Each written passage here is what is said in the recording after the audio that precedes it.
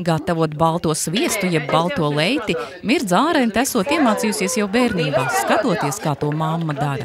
Šis gardums savulaik taisīts vai katrā mājā, tagad atkal godā celts. Galvenā sastāvdaļa baltā sviesta pagatavošanai īsts lauku krējums. Tas tiek kults un ik pa laikam sildīts, tad atkal kults, bet pašās beigās vēl iejaukts rūgušpiens, kas kopā maisīts līdz viendabīgai masai. Un tad jāliek ir siltā ūdenī, un lai viņš bišķīt pakūst. Un tad jākal jāmaisa. Te ūdens jāpieliek klāt? Nē.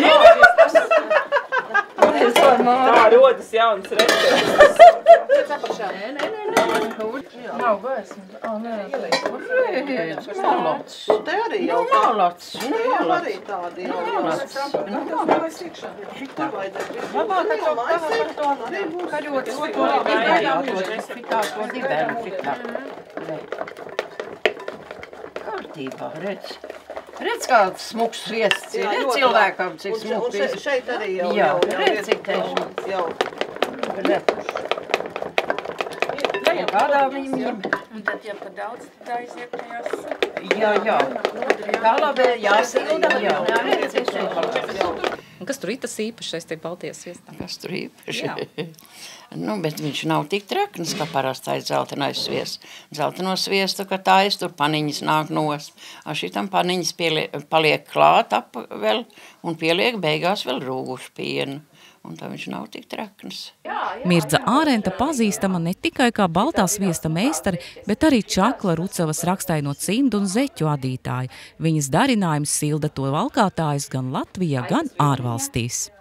Visi ņemti no grāmatām. Nu, cik ātrā laikā var noandīt šādu cimdu pāri? Nu, Profesionāls adītājs.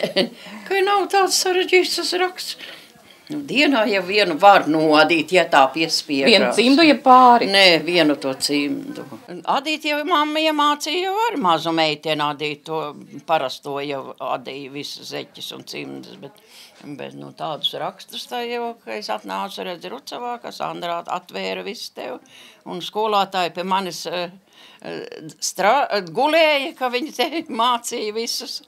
Viņi teica, un to vajag pamācīties, un tā es sāku, un tā es jau savu meitu vieniem iemācīju, Vilmu iemācīju, Pričinu Vilmu iemācīju, un tā tik skaistas cimdas raukt tagad tāda manā vietā. Parasti to jau var adīt vakarā televizoru skatīties, ar pirkstikņu vienas un aditīgi, tur jau nevajag skatīties, bet rakstus, kad tur jau jāskatās ir. Ir ar saskaitīt, cik to cimdu zeķu noandīts? Ka viens man to būtu pateicis, ka vajag skaitīt, tad būtu bijis interesanti tagad zināt, bet tā tik viss sāk adīt, un tagad tie gadi ir aizgājuši, es nezinu, vairākos simtos vajag būt, es tā domāju. Parasti vadot arī tajā cimdā vai zeķē ieliek savas labās domas un vēlmes. Tā ir? Tā jau ir, jā. Katrs domā tas labās domas, kad āda neko slikti nedomā. Uzdziedat ar kādu dziesmiņu? Nē, es neesmu dziedātājs. Neesmu dziedātājs.